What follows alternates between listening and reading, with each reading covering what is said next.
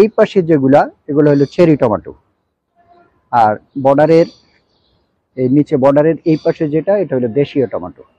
যে টমেটো গাছে টমেটো ধরার পরে কিন্তু নিচে দিয়া পচন ধরে, তো সেই জন্যই আপনাকে শুরু থেকেই এটাকে আপনি কি দিতে হবে। আসসালামু আলাইকুম, আমি আহমেদ কবির সাহেবের ছাদ বাগান থেকে আপনাদেরকে জানাচ্ছি আন্তরিক শুভেচ্ছা অভিনন্দন। আজকে আমি দেখাবো টমেটো কিভাবে আমার যে টমেটোর বাগানটা বা বেডটা, সেই টমেটোর অবস্থান, গাছের গাছ দেখাবো, এবং এই টমেটোকে আমরা কিভাবে ফলন বৃদ্ধি করতে হয় সেটা দেখাবো, এবং টমেটোর কিভাবে মাছা তৈরি করতে হয় এই সমস্ত বিস্তারিত বিষয় নিয়ে আমরা আজকে আলাপ করব। তো আমার এখানে যে টমেটোর বাগানটা আপনারা দেখতে পাচ্ছেন এখানে ইনশাল্লাহ, আচ্ছা আমি একটু ধরি দেখাই। দেখেন এখানে এটা হইলো আমার পুরা টমেটোর বেড।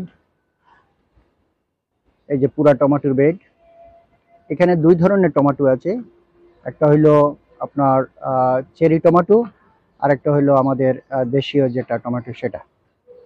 আমি যদি এইখান থেকে প্রখণ্ড সূর্যের আলো, আমি জানি না ক্লিয়ার হবে কিনা, এই যে দেখেন বেডটা, এই বেডটার ইয়ে হলো 12 ফিট লম্বাতে, আর পাশে আছে 5 ফিট। আর এই যে বর্ডারটা দেখেন নিচে, এই বর্ডারের এই পাশে যেগুলা এগুলো হলো চেরি টমেটো, আর বর্ডারের এই নিচে বর্ডারের এই পাশে যেটা এটা হলো দেশীয় টমেটো। তো চেরি টমেটো, আমি যখন এই দেশীয় টমেটোটা আমার এগুলার হাইট যখন প্রায় 1 ফিট হয়েছিল তখন আমি এই চেরি টমেটোগুলো লাগাইছি। বাট আলহামদুলিল্লাহ আমার চেরি টমেটোগুলা গ্রোথ অনেক বেশি। দেখেন চেরি টমেটোগুলা কিন্তু অলরেডি মাছার মধ্যে উঠে গেছে, এবং এই মাছাটা দেওয়া হয়েছে কারণ আমি আপনারা জানেন যে টমেটো গাছ অনেক বড় হয়, এবং এত বেশি বড় হয় যে অনেকটা বেশ কয়েক ফিট পর্যন্ত তারা ছড়ায় যায়।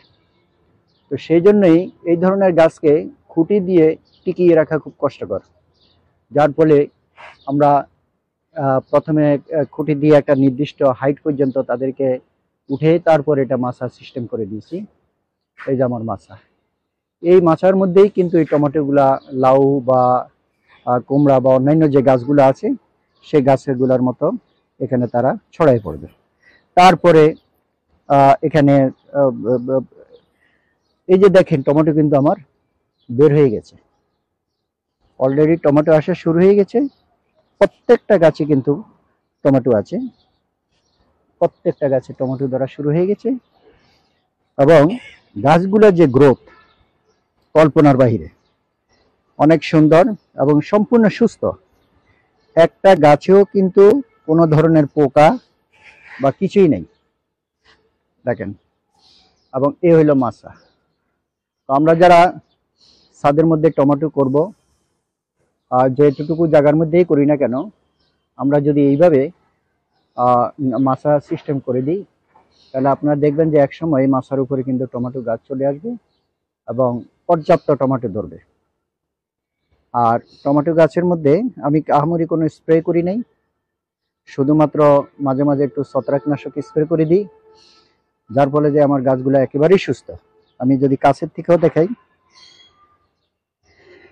এই যে গাছ কিন্তু এখনো বাচ্চা গাছ, তারপরে কিন্তু আলহামদুলিল্লাহ বেশ টমেটো, প্রত্যেকটা গাছে কিন্তু টমেটো চলে এসেছে। এবং ইন্টারেস্টিং ব্যাপার হলো যে এই গাছগুলা কিন্তু বয়স বেশি দিন হয়নি, হয়তো বড় জোর 1 মাস বা 1 মাস 10 দিন হয়েছে, এর ভিতরে গাছের হাইট এতটুকু হয়ে গেছে এবং সম্পূর্ণ সুস্থ। আপনারা দেখেন প্রত্যেকটা গাছ আমার খুবই সুস্থ।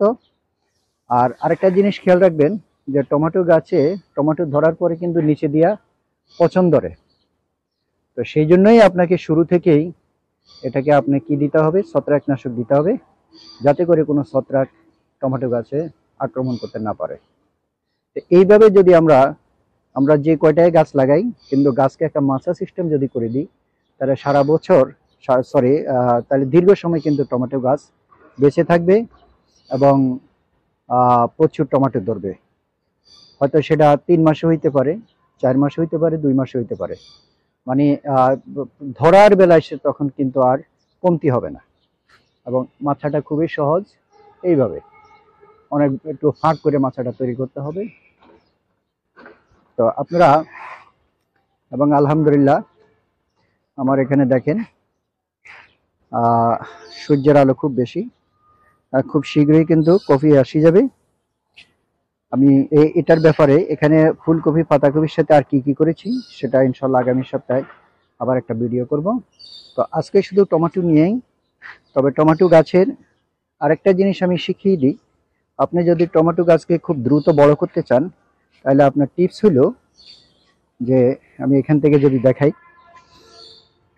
এখান থেকে দেখাচ্ছি, দেখেন আমার গাছের গোড়া কোথায় এবং সর্বশেষ পাতাটা কোথায়।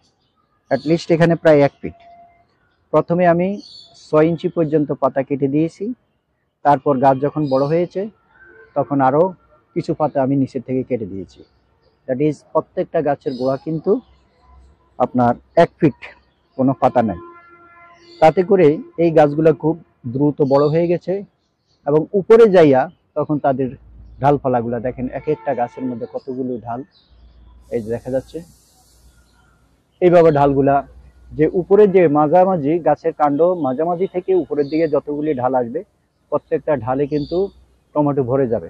আর একেবারে গোড়া থেকে যেগুলো আসবে সেগুলো টমেটো খুব বেশি হওয়ার সম্ভাবনা নাই। তাতে করে হয় কি, ওগুলা কিন্তু আপনার গাছের খাদ্যটা খুব বেশি টেনে নেয়। এই জন্য নিয়ম হলো, গাছের গোড়া থেকে গাছের যখন হাইট হবে 1 ফিট, তখন আপনার নিচের কিছু পাতা কেটে দিবেন পুরানা।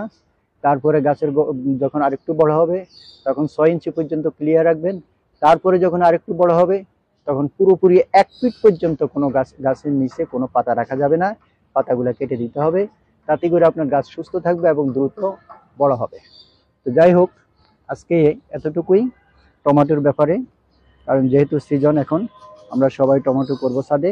তো সবাই এইভাবে যদি সিস্টেম মোতাবেক আমরা টমেটো চাষ করি, ইনশাল্লাহ আমাদের ফলন ভালো হবে। সবাই সুস্থ থাকবেন। আল্লাহ হাফেজ।